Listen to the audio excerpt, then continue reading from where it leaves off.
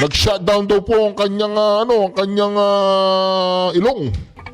Sa sobrang pulburon, bumara ang kanyang ilong, hindi na shabu-shabu. Bakit din hindi nila itataas? Dahil Pag positive ka pala at konti lang nasa dugo mo, ang, yun nga, yung shabu-shabu, nako, negative ka pa rin. Ha? Kaya naman itong si Marbil nun, sabi niya, may mga pampagising, gano'n. Ito naman si Bangag, si Bongbong, ayaw niya magpa-air follicle test. Talaga naman, talagang kukunti, no? Anyway, mga kareaksyon, eto na mga kareaksyon. Ako po, JJ Suarez. Nako, wala na daw. Reaction, TV Basic, babalik reaction. Napakaganda po ng pag-uusapan natin ngayon, mga kareaksyon. Ako po, eto po, mga kareaksyon. Si Abante, maraming maleta sa kondo niya, sa circuit. Nakikita ng mga housekeeping staff. I got this in my inbox, Pastor Antichrist. Any comment? Naku po, mga ka-reaction, yan sinasabi natin. Si Abante daw po, mga ka-reaction, ay napakarami daw po niyang maleta. Pero hindi po yan ang pag-uusapan natin.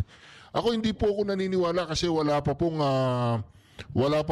formal o wala pang official na sinasabi ang mga pamilya po ni JJ Suarez,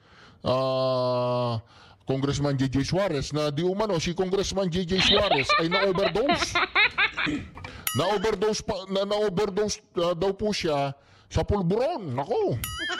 Nasobrahan daw po ng pulburon, na-overdose, hindi na daw po huminga. Nag-shutdown daw po ang kanyang ilong. Sa sobrang pulburon, bumara ang kanyang ilong, hindi na po lumabas ang hangin.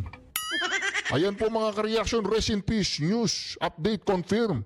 Confirm na di umano ang pagpanaw ni Congressman Jay, ito ay sinisikreto ng pamilya para hindi di umano mabas ng netizen. Pabawas ng pabawas, nakaragabig din. Yan po mga ka-reaction, ako, nakita ko lang yan. Wala pa po talagang balita ang mga mainstream media, wala pang balita galing po sa pamilya ni JJ Suarez, at sana naman ay maglabas na po ng formal na announcement. Maglabas na po ng press release itong si JJ Suarez na siya po ay buhay at buhay. Ganun, buhay. Ayan po, David Catarina Suarez. David Catarina Suarez, born January 25, 1977. Ako po, mga ka-reaksyon. Ayan mga ka-reaksyon, ayan. Cara David wish granted, 3 down. Who's next suggestion? Ako, mga ka-reaksyon. Ako, mga ka-reaksyon, sinasabi po natin dito, kung si JJ Suarez man ay buhay pa ngayon, magparamdam ka, JJ Suarez, dahil pinagpipiestan ka sa social media na parang maraming natutuwa sa iyong pagpanaw, ganon. Kung kailangan, pahiya mo lahat yung mga natutuwa na yan. Kailangan na ipamukha mo sa kanila na ikaw ay buhay at pumipintig pa ang iyong puso, buto ka, balong-baluna, at saka yung lapay. JJ Suarez, magpakita ka. Napapaligiran ka ng mga marites. Pero mga ka-reaction, pag lumipas po ang 24 oras na ito at wala pa pong formal na announcement kay JJ Suarez, pwede na po natin ideklarang patay na siya, ganon. Wag naman. Ayaw po nating mamatay sila, yung mga buhaya dyan, yung mga tarantado dyan sa Kongreso. Wag po natin silang ipanalangin na mamatay. Sana po mga ka-reaction, lahat sila ay makulong. Makulong. Tapos dun sa kulungan, pwede. Dun sa kulungan ay sila masunduin, ni kamatayan, gano'n. Pero mga ka-reaction, kasi meron pong kinalkal ko po mga ka-reaction ang kapangyarihan ni Cara David, natagpuan ko po sa Guinness World of Record na si Cara David ay meron pong kapangyarihan pag nag-wish ay nagkakatotoo. Ako po mga ka-reaction.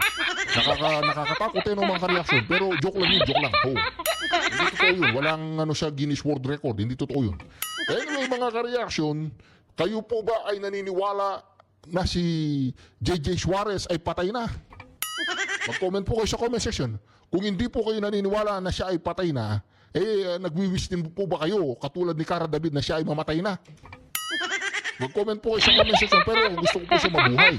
Kasi kung siya po ay isa sa mga magnanakaw, kailangan po niya magdusa. Ganoon. Huwag po natin ipanalangin mamatay ang kapwa natin. Hayaan lang po natin si Cara David na mag-wish. Sige na nga, nagwi-wish na rin ako. Naku po.